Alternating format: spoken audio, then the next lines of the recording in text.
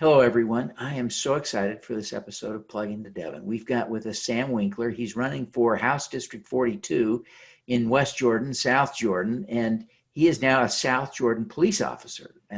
I'm thrilled to have him. It's been great to get to know Sam over recent months as we've both been out on the campaign trail, and I'm excited to introduce him to you. Sam, welcome to the show. Thanks for having me. We're thrilled to have you. Though I am very sorry to see that you're still recovering from your accident. Do you mind just tell us a little bit about what happened to you? I'm sure everyone's curious about the bandages on your head.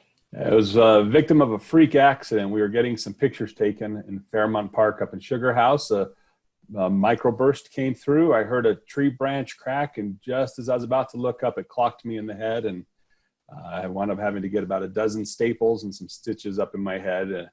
Fortunately, besides concussion symptoms, there was no major injuries. Well, we are glad you survived. It's scary to think about how random, how sudden, and how quickly things like that can happen. So we're glad that you're okay. Me too. Yeah. Well, Sam, what do you want to talk about today? Well, something big in our area is actually growth. So how about we tackle our growth issue today?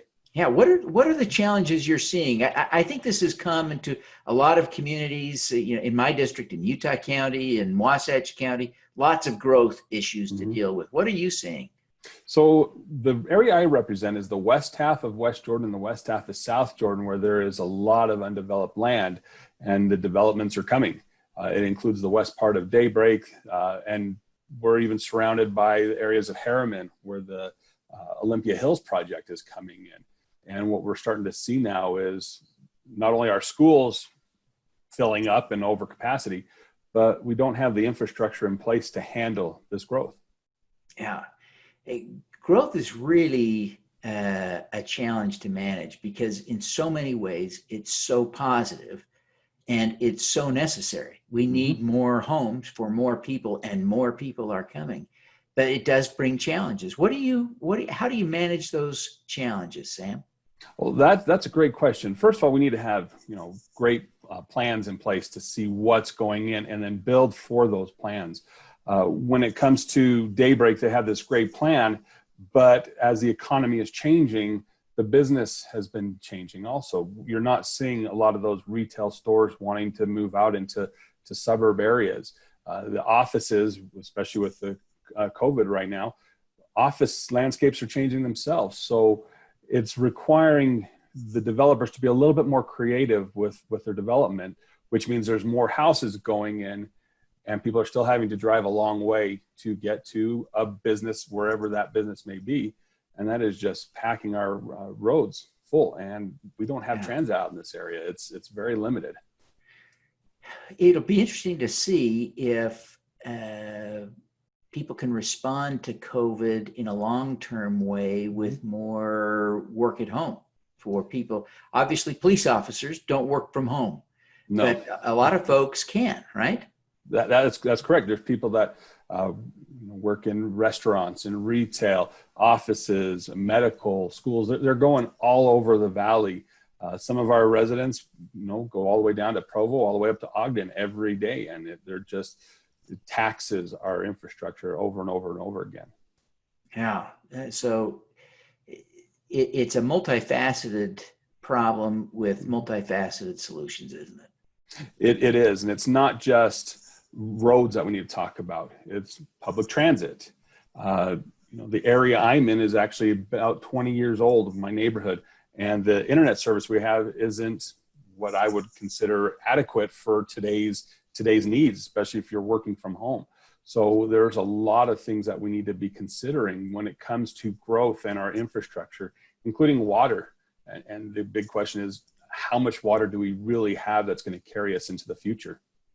Boy, what a great consideration. And here we are with this great Utah tradition in the middle of a desert of having lush green lawns, right? It is. We've got to be thoughtful about these things in the long term, don't we? Yeah, yes, we do. And the cities are starting to adapt and things are starting to change. And I took advantage of South Jordan City's program where I was able to get rid of my park strip and put in some xeriscaping. They provided the the piping, they provided the rocks, they even did a rebate for the plants. So they're starting to catch up, but if we don't do something soon, we may not have enough water to even reach 2050 when all of our growth plans are targeting. Yeah. And most people think what? The population will roughly double between now and 2050. Isn't that about right, Sam? It is. And a large percentage of that is actually in the district I'm representing right now. And then a little bit further south in Harriman, where there's a lot of undeveloped area also. Yeah. So it's hard to imagine 2 million people in Salt Lake County, 6 million people in Utah, but that's what's coming. It's coming, and it's coming very quickly. We did see a little slowdown when the coronavirus hit, but Utah has been recovering more quickly than other places in this country. And if it keeps that pace, we're going to be in trouble here shortly. Yeah. Well, we need thoughtful people like you, Sam, to help guide the way. So I really appreciate you taking the time to be with us today. Before you go, tell us, what is your superpower? My superpower? Well, we all wish we could fly and be invisible at times, but I like to say my superpower is actually listening to what the people want and listening to my wife. You know, she would sometimes disagree with that, but I do believe that I'm a great listener, and I really want to be available to the people and listen to what their concerns are.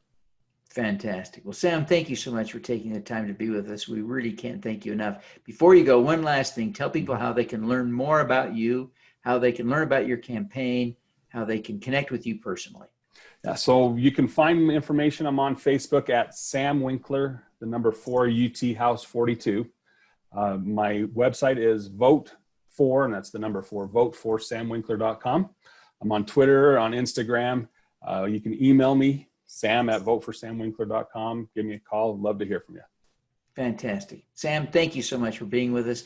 We wish you every success in helping your community to manage growth. Thank you. All righty. Let's be bold together. Let's be bold. I'm Devin Thorpe. For the last 8 years, I've been working full-time to eradicate extreme poverty, improve global health, and fight climate change. I've concluded that the best way for me to continue my work is to run for Congress to represent the people of Utah's 3rd District. In Utah, we have common shared values. Those things unite us. I believe passionately in our ability to come together, and I believe that working together, we can solve Utah's problems. I'm Devin Thorpe. I'm a Democrat. I'm running to represent the people of Utah's 3rd District. I'm Devin Thorpe, a candidate for Congress, and I approve this message.